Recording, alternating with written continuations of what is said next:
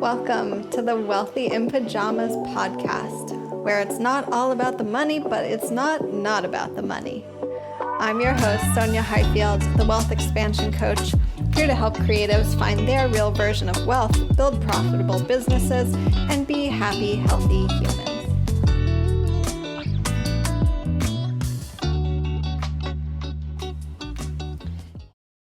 Hey everyone, welcome to today's episode. I am so excited to share this topic with you because it's something I just have been screaming at entrepreneurs lovingly, and I really am excited to share it here with you on the pod. So today's topic is how to stop discounting your expertise.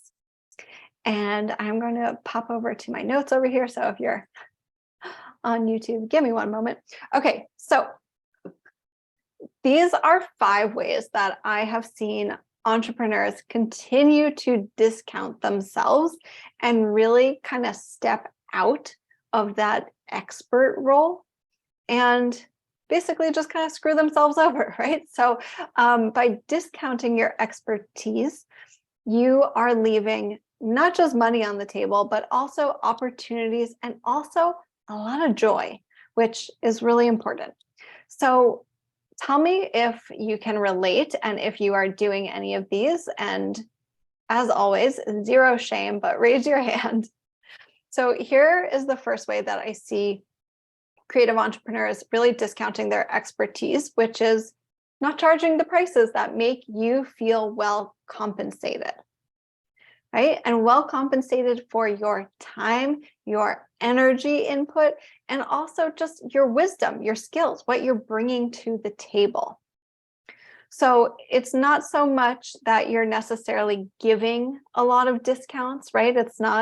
It could be that, but discounting your expertise financially is more just that you're not really charging what feels honestly good to you for what you're bringing to the table, the time that you're putting in, and really like the transformation, the service that you're providing for people.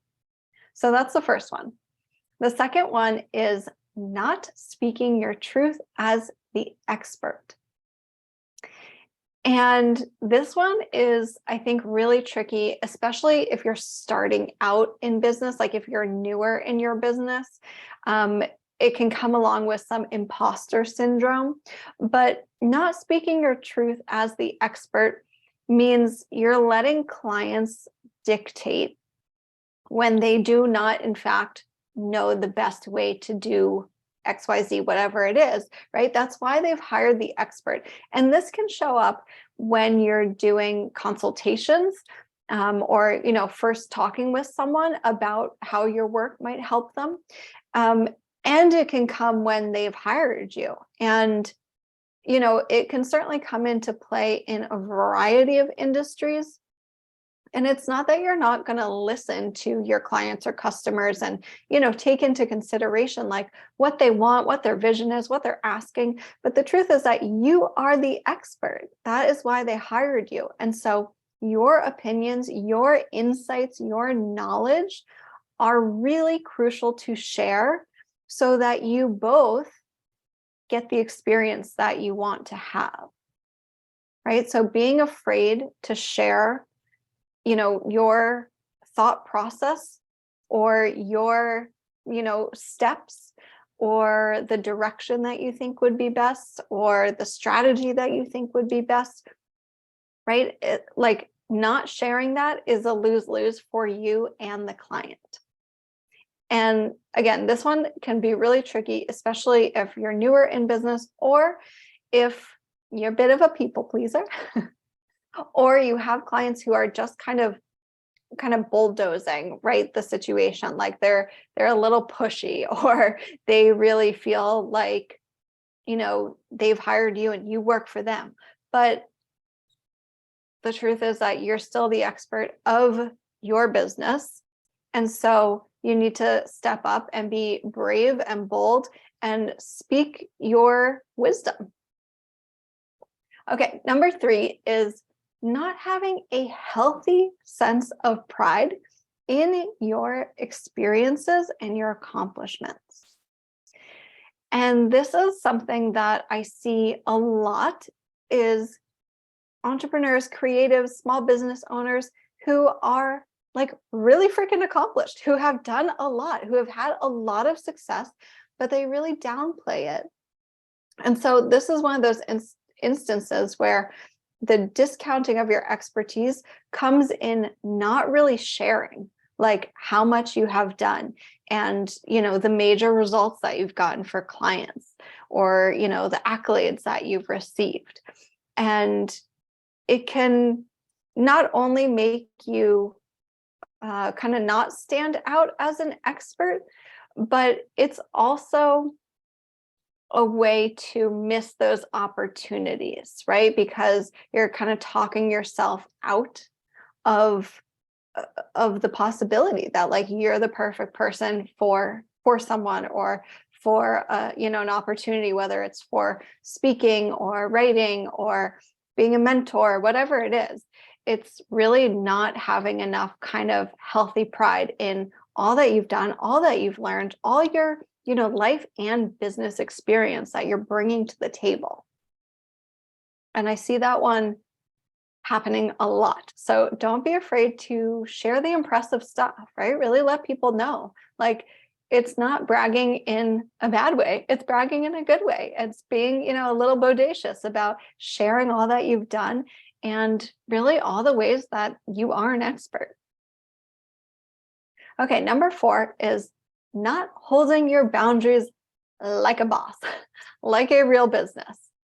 And I know so many people struggle with boundaries, but when it comes to people having access to you, this is something I think people at kind of all levels of business can struggle with, but especially when you're newer in business, or again, if you deal with a lot of kind of people pleasing, then it's hard to stick to those boundaries around like work hours and when people can connect with you and get access to you. And so this is your reminder that you're allowed to have boundaries, and you're allowed to not be a 7-Eleven, a 24/7 CVS, whatever you want to say. You're allowed to have off time, and you are allowed to not respond immediately to people who are coming to you with what they have deemed urgent, right? And that is a really tricky thing, but generally it's just not life or death, right? People can wait, and just because it's urgent to them doesn't mean it really is something that needs to stress you out or throw off your whole day. And so setting boundaries for yourself, both in communication and work hours, and even things like that go in your contract, right? About like revisions or editing or turnaround time, making sure that you are sticking to your boundaries, your agreement, your contract, what has actually been outlined for the client or customer is really important, because that people will respect that. And it's not to say people won't try and overstep those boundaries, but if you're holding to them and you are enforcing them, then you're more likely to have them respected by other people. Okay, number 5, our final way to discount is not sharing the full extent of how you can help someone, right? It's holding back on your magic, on your knowledge, on your wisdom, on the range of skills that you offer. And this one, I see a lot of times when people feel like they need to like niche way down, or they need to kind of fit their offer into a certain format, a little box that other people have, set up. And really, like, we're all multifaceted, multidimensional beings, right? Like, we all bring a lot of wisdom and expertise to the table. And if you're not really willing to share the full extent, then I'm guessing that, number one, you're not feeling totally fulfilled, or like you're not doing your best work. And also your clients may feel like, well, okay, I got one piece that I needed, or they really enjoyed working with you, but you don't give them that next step, or you haven't created a service or an offer that really allows them a more expansive experience of your expertise. So I see that happen quite a bit. And I think it's really just a reminder to be very clear about like, what is the work that you're here to do? And really not being afraid to create your own offer structure, and not being afraid to offer something that's very dynamic, that's very powerful. And that doesn't mean it's, messy and overwhelming, right? It has to be put together well, but it can really be empowering and energizing when we allow ourselves to say like, okay, here's all the things that I can help you with.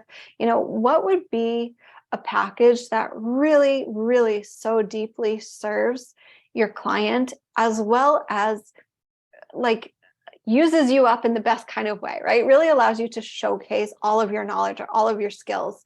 And again, it's not that you have to offer everything in the kitchen sink in one format, but it's just acknowledging that you have a lot to bring to the table, and not holding back if you know that you can do more for the client and you want to, right? That's a key piece too. It's like, and you want to, like, I can do a lot of things, but I'm not offering my guacamole making services, right? That's something that like I do personally, but when it comes to my work, there is a limit, and there is a purpose and a reason behind each of my offers, and the variety of skills and services that I'm bringing to the table. So those are the five top ways that I mostly see creatives discount their expertise, and I would love to hear if you are guilty of any of these. I definitely am. So again, no shame, been there, done that. And really just encourage you to, again, look at each of these and just examine kind of your own, business and workflow for yourself, and see like, what are those areas where you're maybe not showing up as confidently as you could, as you would like to? What are those areas where you're not feeling totally appreciated or not enjoying the process? And maybe feeling like, you're missing out either on money or opportunities that, have come your way that you shied away from or you didn't step up to. And just really acknowledging like, okay, here's how I did it before, but what could I change so that I do feel like a confident expert, like I'm showcasing myself well, like I'm really speaking to all that I bring to the table, and just not shying away from charging and showing up and running your business like the creative CEO that you really want to be. So that is my tip for today. Let me know if that resonates. Thanks again for tuning in, and I'll catch y'all next time.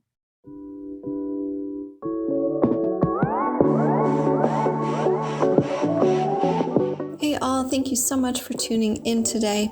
It would mean the world to me if you could subscribe, share, and leave a review so more people can learn about this work and access their true wealth. And if you'd like to continue your wealth work, please pop onto my email list so you can choose your own wealth adventure, whether that's applying for one-to-one coaching, accessing my DIY content, or staying tuned for upcoming wealth boosting programs. You can find all that at the following link, bit.ly/wealthypjs, PJS. bit.ly/wealthypjs. Join me there and let's get wealthy.